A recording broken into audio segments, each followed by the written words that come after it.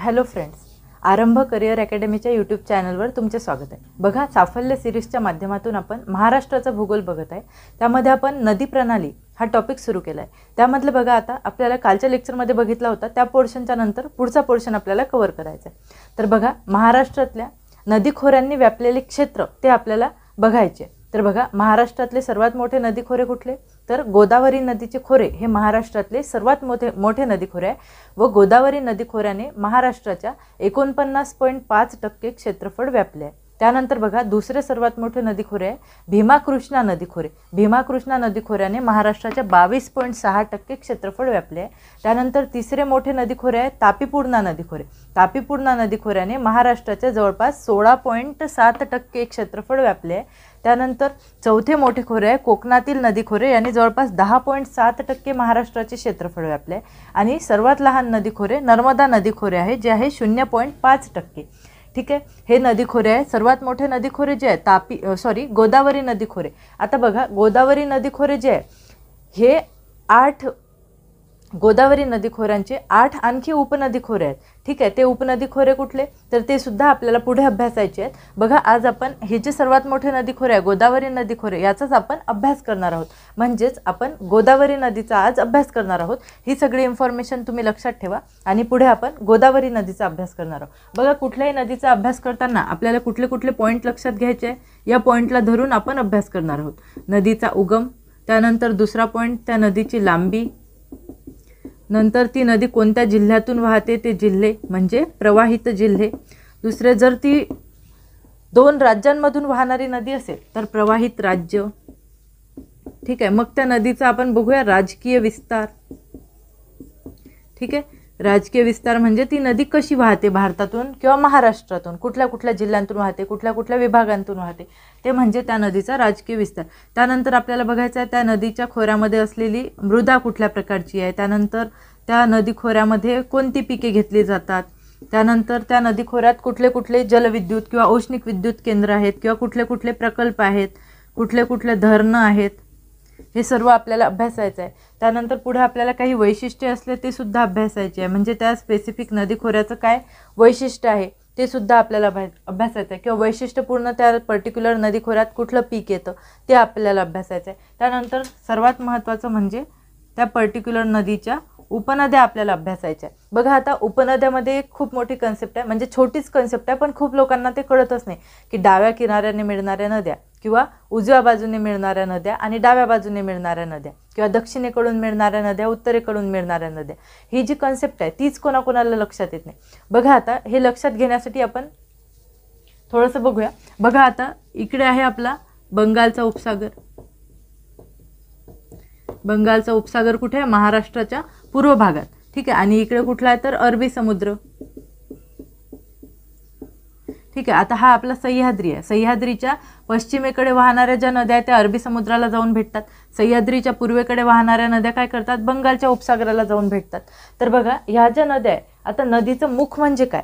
नदीचं मुख म्हणजे काय असतं की नदी ज्या ठिकाणी समुद्राला जाऊन भेटते, नदी आपले पाणी ज्या ठिकाणी समुद्राला देते, समुद्राला जाऊन भेटते, ते म्हणजे तिचं मुख असते। म्हणजे आपण आता कन्सिडर करू सर्वात पहिले आपली गोदावरी नदी। ठीक आहे, म्हणजे गोदावरी नदी, बघा तुम्हाला सगळ्यांनाच माहिती आहे की गोदावरी नदी पूर्ववाहिनी नदी आहे। गोदावरी नदी कुठे वाहते?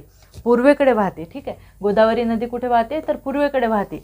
म्हणजेच गोदावरी नदी असे हात करायचे आपण, म्हणजे वरतून उत्तरेकडून येणाऱ्या नद्या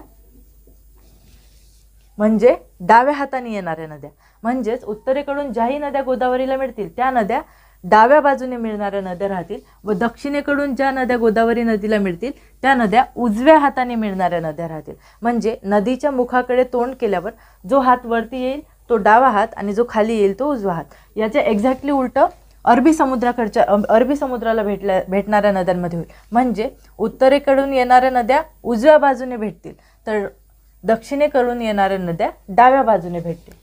ही बाब तुम्ही लक्षात घ्यायला पाहिजे। ठीक आहे, म्हणजे अरबी समुद्राला आणि बंगालच्या उपसागराला नदी कुठे समुद्राला भेटते म्हणजे कोणत्या दिशेने भेटते त्यावरून आपल्या नदीची दिशा कळते की तिला उत्तरेकडून भेटणाऱ्या नद्या आहेत की दक्षिणेकडून भेटणाऱ्या नद्या, म्हणजे जर गोदावरी नदीला उत्तरेकडून भेटणाऱ्या नद्या आहेत तर त्या डाव्या बाजूने भेटतील, म्हणजे डाव्या किनाऱ्याने भेटतील. ठीक आहे, एक्झाममध्ये हे तुम्हाला कन्फ्यूज करणारा पॉईंट आहे. याच्यावर तुम्हाला कधी कधी क्वेश्चन विचारलेले आहे की डाव्या बाजूने भेटणारी उपनदी कुठली, उजव्या बाजूने भेटणारी. काय बघायचं आहे, उगम बघायचा आहे, त्यानंतर लांबी बघायची आहे, त्यानंतर कोणत्या दिशेला वाहते ते सुद्धा महत्त्वाचं आहे. लांबी, त्यानंतर दिशा सुद्धा महत्त्वाची, म्हणजे पूर्व वाहिनी आहे की पश्चिम वाहिनी आहे, दिशा सुद्धा महत्त्वाची. त्यानंतर प्रवाहित जिल्हे, प्रवाहित राज्य, हे सगळे माहिती आपल्याला बघायची. तर आपण हे प्रत्येक नदीचं 1 बाय 1 बघू.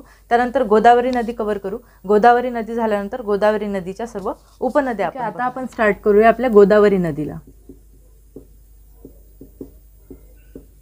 गोदावरी नदी बघा, सर्वात आधी गोदावरी नदीचा उगम कुठे होतो, तर बघा गोदावरी नदीचा उगम हा नाशिक जिल्ह्यामध्ये होतो. ठीक आहे, सह्याद्री पर्वतात त्र्यंबकेश्वरच्या डोंगरावर ब्रह्मगिरी या टेकडीवरून गोदावरी या नदीचा उगम होतो. कुठे, ब्रह्मगिरी टेकडी. आणि जिल्हा कुठला, तर नाशिक. ठीक आहे, ब्रह्मगिरी टेकडी, त्र्यंबकेश्वरचा डोंगर आणि सह्याद्री पर्वतामध्ये नाशिक या जिल्ह्यामध्ये गोदावरी या नदीचा उगम होतो. बघा हे जे ठिकाण आहे ब्रह्मगिरी टेकड्या, यांचं जे अंतर आहे समुद्रापासून अंतर आहे जवळपास 80 किलोमीटर, म्हणजे समुद्रापासून 80 किलोमीटरवर गोदावरी नदीचा उगम होतो. बघा उगमाच्या ठिकाणापासून गोदावरी नदीची जी प्रवाहाचा जो वेग आहे तो खूप जास्त असतो, पण जेव्हा जेव्हा गोदावरी मैदानाच्या प्रदेशात येते किंवा हा जो डोंगर सोडून पुढे पुढे वाहते तेव्हा नदीचा वेग थोडा संथ होत जातो. ठीक आहे, पुढे ते खूप संथ वेग होत आंध्र प्रदेशमध्ये राजमहेंद्री येथे अरबी समुद्राला जाऊन मिळते. ठीक आहे, पुढे आपण बघू, उगम बघितला, त्यानंतर बघूया लांबी. आता बघा आपल्याला माहिती आहे गोदावरी नदी ही महाराष्ट्रातली सर्वात मोठी नदी आहे किंवा लांबीने सर्वात जास्त नदी आहे, किंवा महाराष्ट्रातली सर्वात मोठी पूर्ववाहिनी नदी कुठली, तर गोदावरी नदी. बघा गोदावरी नदीची लांबी किती आहे, 1465 किलोमीटर. ही पूर्ण टोटल लांबी आहे. ही किती, भारतातली लांबी आहे. आणि महाराष्ट्रातली लांबी किती आहे, 668 किलोमीटर. म्हणजे गोदावरी नदी 3 राज्यांतून वाहते, महाराष्ट्र, तेलंगणा आणि आंध्र प्रदेश. तर 3 राज्यामधली एकूण लांबी आहे 1465 किलोमीटर आणि फक्त महाराष्ट्रातली लांबी आहे 668 किलोमीटर. ठीक आहे, म्हणजे 2 प्रकारे प्रश्न विचारला जाऊ शकतो, तो आपल्याला इथे कव्हर करायचा. त्यानंतर बघा तिसरा पॉईंट बघू आपण, गोदावरी नदी कोणत्या जिल्ह्यांतून वाहते, तर जिल्हे. गोदावरी नदीचा जो प्रवाह आहे त्याला काय म्हणू आपण, प्रवाहित जिल्हे. प्रवाहित जिल्हे, गोदावरी नदी 8 जिल्ह्यातून वाहते. बघा सर्वात आधी नाशिक जिल्हा, हा बघा तुमचा नाशिक जिल्हा. त्यानंतर नाशिकच्या थोडं खाली असतो अहमदनगर जिल्हा. ठीक आहे, अहमदनगर. मग या बाजूला छत्रपती संभाजीनगर जिल्हा. ठीक आहे, छत्रपती संभाजीनगर जिल्हा. मग बीड जिल्हा. बीड नंतर या बाजूला जालना जिल्हा. जालन्याच्या बाजूला परभणी. जालन्याच्या बाजूला परभणी. मग खालच्या बाजूला नांदेड जिल्हा. ठीक आहे, हे झाले 7 जिल्हे आणि एक जिल्हा म्हणजे गडचिरोली जिल्हा.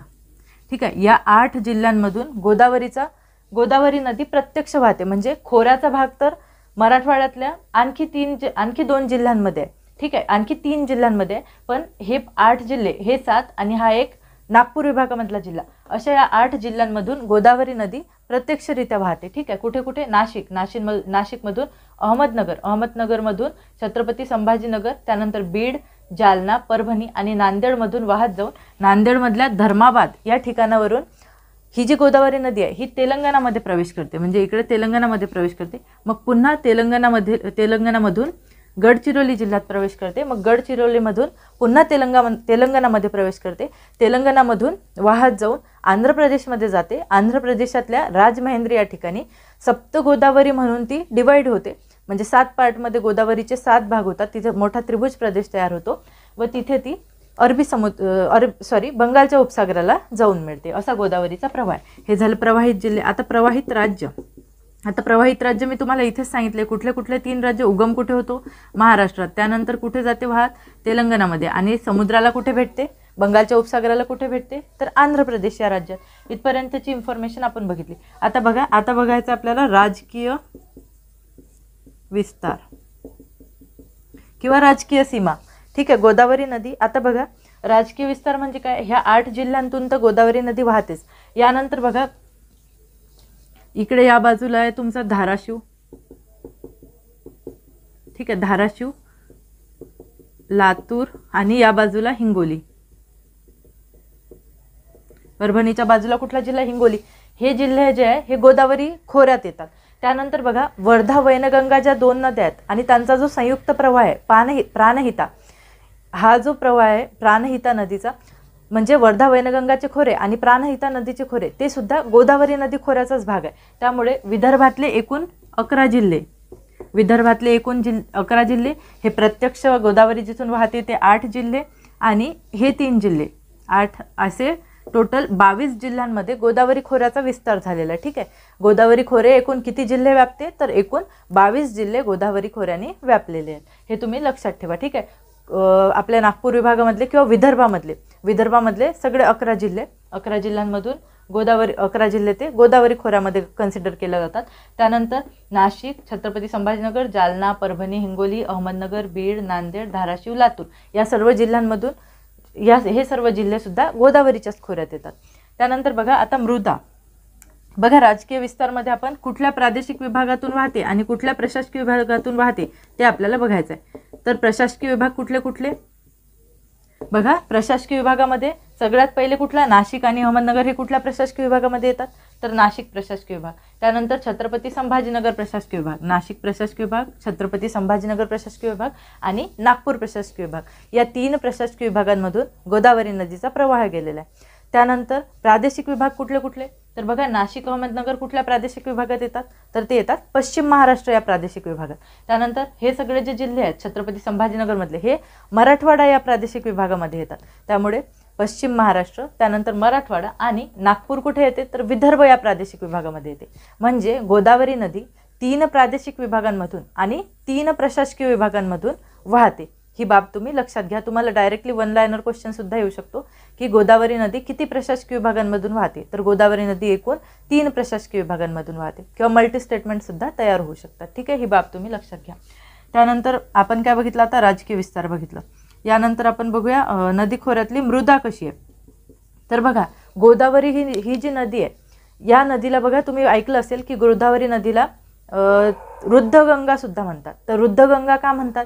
कारण की ती खूप जुनी नदी आहे. म्हणजे जेव्हा महाराष्ट्र पठाराची निर्मिती होत होती तेव्हापासूनच महाराष्ट्र पठारावर गोदावरी नदी अस्तित्वात आहे. म्हणजे गोदावरी नदी ही खूप जुनी नदी आहे.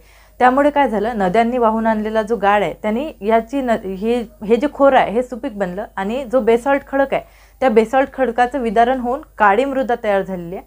तीच मृदा म्हणजे काळी मृदा किंवा रेगूर मृदा या गोदावरी खोऱ्यामध्ये आढळते. काळी किंवा रेगूर मृदा गोदावरी खोऱ्यामध्ये आढळते.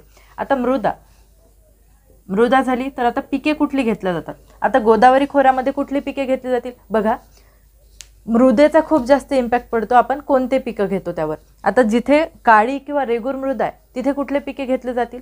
तर त्या मृदेमध्ये चांगल्या प्रकारे येणारे पिके त्या भागामध्ये घेतल्या जातील. म्हणजे गोदावरी खोऱ्याच्या भागात कापूस हे पीक घेतलं जाते. आणखी बघा गोदावरी खोऱ्याचा जो भाग आहे म्हणजे बीड वगैरे हे जे जिल्हे आहेत मराठवाड्यामधले त्या जिल्ह्यांमध्ये सिंचन खूप जास्त प्रमाणात केलेलं आहे. त्यामुळे तिथे ऊस हे पीक सुद्धा मोठ्या प्रमाणात घेतले जाते. ही बाब तुम्ही लक्षात ठेवा. ठीक आहे. पिके बघितलं. यानंतर आता आपल्याला नेक्स्ट बघायचं आहे की या भागामध्ये धरणे किंवा विद्युत केंद्र कुठले कुठले आहे. बघा आता औष्णिक विद्युत केंद्र 2 प्रकारचे आहेत, औष्णिक आणि जलविद्युत. औष्णिक आणि जलविद्युत केंद्र. तर बघा मराठवाड्यात 2 औष्णिक विद्युत केंद्र आहे. एक आहे बीड जिल्ह्यामध्ये परडी वैजनाथ आणि एक आहे नाशिक जिल्ह्यामध्ये एकलहरी. हे 2 जलविद्युत केंद्र गोदावरी खोऱ्यामध्ये येतात. त्यानंतर जलविद्युत केंद्र बरेचसे आहेत पण काही महत्त्वाचे आपल्याला लक्षात घ्यायचे. बघा वैतरणा जलविद्युत केंद्र आहे ते आहे नाशिक जिल्ह्यामध्ये. त्यानंतर बघा जायकवाडी जलविद्युत केंद्र, जायकवाडी हे छत्रपती संभाजीनगर जिल्ह्यामध्ये आहे. त्यानंतर भंडारदरा जलविद्युत केंद्र आहे ते अहमदनगर जिल्ह्यामध्ये आहे. त्यानंतर नाशिक जिल्ह्यामध्येच आणखी एक जलविद्युत केंद्र आहे त्याचं नाव तुम्ही मला कमेंट बॉक्समध्ये सांगू शकता. त्यानंतर माजलगाव जलविद्युत केंद्र हे बीड जिल्ह्यामध्ये. ठीक आहे. त्यानंतर प्रवरा नदीवर सुद्धा एक घाटघर नावाचे एक विद्युत केंद्र आहे, असंच काहीतरी नाव आहे, तुम्ही एकदा चेक करून घ्या. ठीक आहे. ते अहमदनगर जिल्ह्यामध्ये प्रवरा नदीवर आहे. असे 5-6 जलविद्युत केंद्र आहेत की जे मोठ्या प्रमाणात जलविद्युत त्यांनी निर्माण केलेली आहे आणि त्यांचा फायदा ह्या मराठवाड्याच्या भागाला होत राहतो. ठीक आहे. हे झाले जलविद्युत केंद्र. त्यानंतर आपल्याला बघायचे आहेत धरणं सुद्धा याच्यामध्येच कव्हर झालेली आहेत. 3 मोठे धरणं आहेत. ठीक आहे. लक्षात घ्या 3 मोठे धरणं आहेत. सगळ्यात महत्त्वाचं धरण आहे भारतातलं सर्वात पहिलं मातीचं धरण कुठलं, तर गंगापूर धरण. ते कुठे आहे, तर याच गोदावरी खोऱ्याच्या भागात. कुठलं धरण, गंगापूर. ठीक आहे. त्यानंतर दुसरं महत्त्वाचं आहे भंडारदरा. ठीक आहे. आणि तिसरं महत्त्वाचं आहे जायकवाडी. ठीक आहे. हे 3 धरणं महत्त्वाचे. आणखी खूप सारे धरणं आहेत, पण महत्त्वाचे धरणं हे 3 आहे. गंगापूर हे पहिलं मातीचं धरण आहे. त्यानंतर भंडारदरा धरण हे 1910-11 मध्ये निर्माण केलेलं खूप जुनं धरण आहे. त्याचा जो पाणीसाठा जो होता त्याला विल्सन डॅम असं म्हटलं जातं. त्यानंतर जायकवाडी धरणाच्या जलसाठ्याला नाथसागर म्हणून ओळखलं जातं.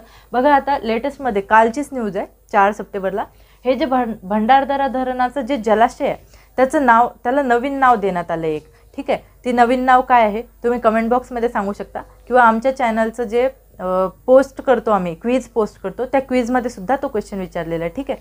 हे बघा भंडारदऱ्याला कालच्याच लेटेस्ट न्यूजमध्ये आहे, ते तुम्ही कमेंट बॉक्समध्ये मला कमेंट करा. ठीक आहे. भंडारदऱ्याच्या जलाशयाचं नाव चेंज केलेलं आहे.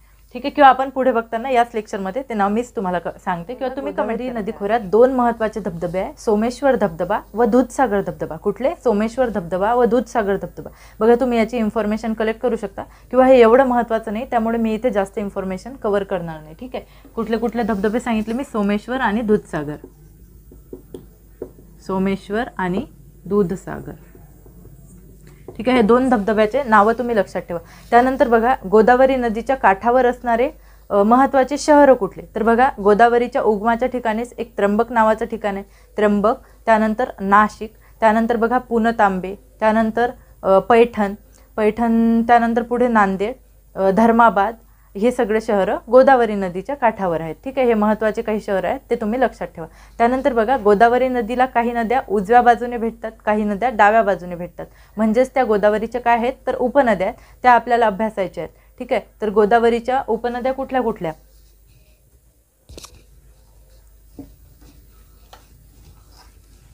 बघा आता गोदावरी नदी कशी वाहते, तर गोदावरी नदी हा आपला सह्याद्री पर्वत.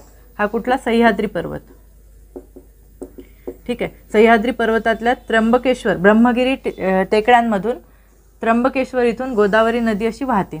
ठीक आहे. आणि इकडे बंगालच्या उपसागराला जाऊन भेटते. बंगालचा उपसागर कुठे भेटते, बंगालच्या उपसागराला भेटते. ठीक आहे. नाशिकमधून गोदावरी नदी वाहत येते. त्यानंतर पुढे कुठे जाते, अहमदनगरमध्ये जाते. त्यानंतर छत्रपती संभाजीनगर, मग बीड, जालना, परभणी, नांदेड, आणि शेवटी इकडे महाराष्ट्रातल्या गडचिरोली जिल्ह्यातून ती गडचिरोली जिल्ह्यातून तेलंगणामध्ये प्रवेश करते. तेलंगणामधून आंध्र प्रदेशमध्ये जाते व नंतर शेवटी बंगालच्या उपसागराला जाऊन भेटते. ठीक आहे. तर आपण काय बघतोय, गोदावरीला भेटणाऱ्या नद्या कुठल्या, बघा ज्या वरच्या बाजूने येतात. गोदावरी नदीचं मुख म्हणजे काय, मुख म्हणजे ती जिथे बंगालच्या उपसागराला भेटत आहे ते म्हणजे गोदावरी नदीचं मुख. तर या बाजूने ज्याही नद्या येऊन भेटतील त्या म्हणजे डाव्या बाजूने येणाऱ्या नद्या, म्हणजे उत्तरेकडून किंवा डाव्या बाजूने, उत्तरेकडील किंवा डाव्या बाजूने मिळणाऱ्या नद्या.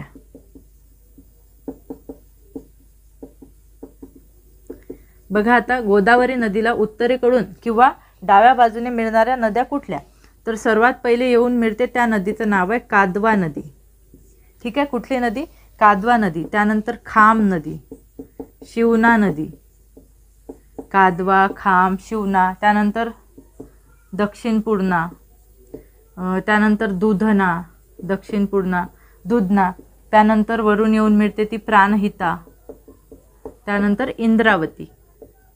ठीक आहे. ह्या काही महत्त्वाच्या नद्या आहेत ज्या गोदावरी नदीला उजवीकडील किंवा डाव्या बाजूने किंवा डाव्या किनाऱ्याने मिळणाऱ्या नद्या आहेत. ठीक आहे. कादवा, खाम, शिवना, दक्षिण पूर्णा, दुधना, प्राणहिता, इंद्रावती ह्या काही महत्त्वाच्या नद्या आहेत ज्या गोदावरी नदीला उजव्या बाजूने किंवा डाव्या हाताने किंवा डाव्या किनाऱ्याने येऊन मिळतात. त्यानंतर दक्षिणेकडील किंवा खालच्या बाजूने म्हणजे इकडून येऊन भेटणाऱ्या उजव्या बाजूने मिळणाऱ्या नद्या. उजव्या बाजूने मिळणाऱ्या नद्या आधी मिळते ती दारणा, त्यानंतर येते प्रवरा, दारणा, प्रवरा. त्यानंतर सिंधफणा,